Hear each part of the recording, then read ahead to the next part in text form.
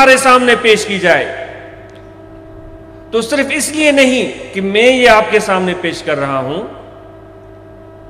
بس وہ بات صحیح ہو گئی، صرف اس لیے نہیں کہ کوئی اور عالم یا کوئی اور شخص یا کوئی اور واعظ جو بڑا مشہور ہے، بڑا نیک نام ہے،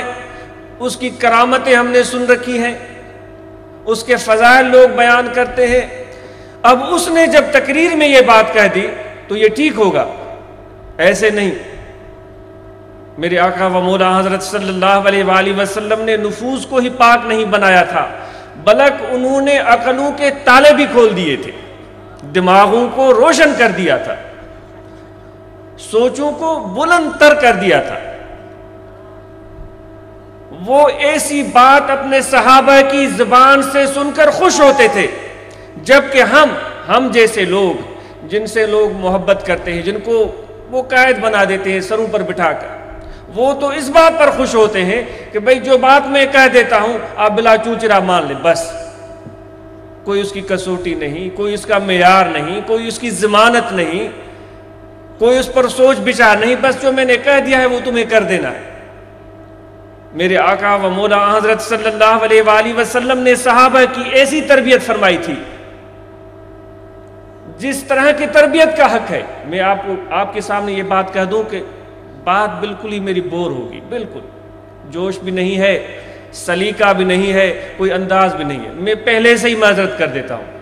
اور اس لیے بھی کہ آپ پر مسلط مجھے کر دیا گیا ہے کہ بھائی تمہیں بولنا ہے، ورنہ تو میں 1000 بار تقاریر سے توبہ کرتا ہوں۔ یہ بڑا فتنہ ہے، اللہ مجھے بچنے، جب مجھے اس سے نجات ملے گی میں شکرانے کی نفل ادا کروں گا۔ میری کوشش ہے پوری کہ میری اس معاملے میں میری چھٹی ہو جائے، تو میں پہلے ہی آپ سے کہہ دیتا ہوں۔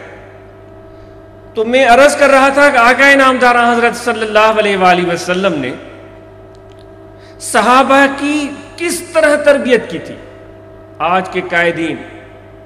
آج کے واعظین، آج کے رہنما، رہبر، وہ کس طرح تربیت کر رہے ہیں، یہ بہت زیادہ سوچنے کی بات ہے۔ بھائی آپ صرف اس چیز پر کیوں انحصار کرتے ہیں کہ کوئی آئے اور آپ کو سنا کر چلا جائے؟ نہیں، آپ کو تاکید کی جاتی ہے کہ جو عقل اللہ نے آپ کو عطا کیا ہے، جو قلب اللہ نے آپ کو عطا کیا ہے، اس کو استعمال کرو۔ حق بھی واضح ہے اور باطل بھی واضح ہے، جب تم غور کرو گے تمہیں تب اس میں فرق نظر آئے گا۔ بھیڑ اور بکریوں کی طرح ہم نہ بن جائیں کہ جو بھی لاٹھی لے کر ہمارے سامنے کھڑا ہو جائے تو ہم اس کے پیچھے لگ جائیں، اس کے لاٹھی کے ڈر سے ہم اس کے کہنے پر چلنا شروع کر دیں۔ تم انسان ہو، تم خلیفۃ اللہ فی الارض ہو، اللہ کے خلیفے ہو۔ میں صرف کرسی پر بیٹھنے والا میں نہیں، صرف یا یہ اسٹیج پر بیٹھنے والے وہ صرف نہیں، یا کسی دارالعلوم میں یا کسی کالج اور یونیورسٹی میں پڑھنے والے وہ لوگ جن کو ایک سند مل گئی، جن کو ایک شان مل گیا، اور ہم اپنے احساس محرومی میں ہی رہ گئے کہ بھائی اس نے تو بڑے کتابیں پڑھ لی ہیں تو اس کا مقام خلیفۃ اللہ فی الارض تو یہ ہے۔ جتنے بھی انسان اللہ تعالیٰ نے پیدا فرمائے، لقد خلقنا الانسان فی احسن تقویم، بہترین سانچے میں اس کو ڈالا ہے۔ ایک مزدور جو تغاری اٹھانے والا ہے وہ بھی بہترین سانچے میں ڈالا گیا، اس کو بھی وہ سب چیزیں عطا کی گئی ہیں، اس کو عقل بھی دیا گیا ہے، اس کو آنکھیں بھی دی گئی ہیں، اس کو دل بھی دیا گیا ہے، اس کو سوچنے کی صلاحیت بھی دی گئی ہے۔ اب اگر وہ خود اپنی محرومی کی وجہ سے، یعنی احساس محرومی کی وجہ سے، اپنی بے وقوفی کی وجہ سے، اپنی جہالت کی وجہ سے، غلط صحبت کی وجہ سے کہ بھائی کچھ بھی نہیں ہوگا، ہم کیا کریں گے، جس طرح کہ بہت سارے لوگوں سے یہ سننے میں آتا ہے بھائی ہمارا تو کچھ بھی نہیں ہوگا، کیا ہوگا، کبھی بھی نہیں۔ اللہ تعالیٰ نے تو تمہارے لیے سب دروازے کھول دیے، کوئی بھی ہو تو کبھی بھی یہ چیز اللہ تعالیٰ نے ہمیں نہیں سکھائی، یہ ہمیں اپنی کوتاہی، اپنی جہالت کی وجہ سے یہ سوچ ہمارے دل میں پیدا ہو جاتی ہے۔ تو میں عرض کر رہا تھا کہ آقا نامدار حضرت صلی اللہ علیہ وسلم نے کیا تربیت فرمائی تھی جب معاذ ابن جبل کو ایک علاقے کی طرف، غالباً یمن یا کسی اور علاقے کی طرف گورنر بنا کر بھیج رہے تھے، تو ان سے آپ نے دریافت کیا تھا، وہ جب جا رہے تھے تو اس کا استقبال کرنے کے لیے جا رہے ہیں، اس کو چھوڑنے کے لیے، الوداع کہنے کے لیے، استقبال نہیں، اس کو الوداع کہنے کے لیے۔ آج ہم جیسے قائدین نہیں جائیں گے جب تک 2-3 کیمرے والے نہ ہوں، جب تک کوئی 10-12 دیکھنے والے نہ ہوں، جب تک کوئی مشاہدہ کرنے والے نہ ہوں، اور پھر جا کر اپنے دوستوں میں بتائیں ہاں ہاں بھائی اس نے یہ کام کیا۔ جو روایت مجھ ناچیز میں ایک ان پڑھ آدمی جو میں نے سنا اور پڑھا ہے کہ ایسا مفہوم ملتا ہے کہ حضور نبی اکرم صلی اللہ علیہ وسلم اور معاذ بن جبل کے علاوہ کوئی تیسرے کا تذکرہ اس روایت میں مجھے نہیں ملا۔ جا رہے ہیں، معاذ بن جبل کا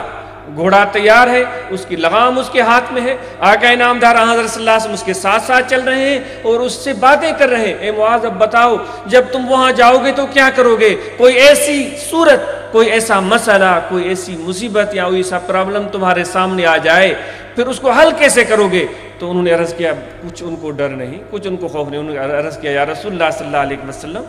میں اس کو کتاب اللہ میں تلاش کروں گا، اس کا حل۔ اللہ کے احکامات جو آپ نے ہمیں سکھائے ہیں قرآن مجید کی صورت میں، آپ نے فرمایا اگر تمہیں اس میں فی الفور نظر نہ آئے تو اس نے کہا آپ کی احادیث سنت، اس کے ذریعے میں اس کسوٹی پر، اس معیار پر اس مسئلے کو میں حل کرنے کی کوشش کروں گا۔ تو اس طرح 2-3 باتیں انہوں نے دریافت کی، پھر آخر میں پوچھا اگر یہ سب چیزیں تمہیں